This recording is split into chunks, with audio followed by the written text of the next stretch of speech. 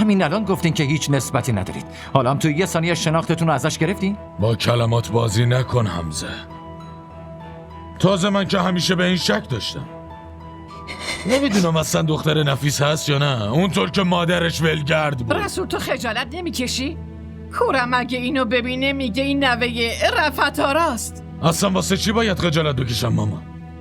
خدا میدونه که نفیس گناه کیو گردن ما انداخت و رفت، چون اصلا پشت سرشو نگاه نکرد و یه خبرم نگرفت. حرفای زشت نزنین عمو جان. من دختر بابامم. زبون درازی میکنی؟ رو حرف من حرف میزنی؟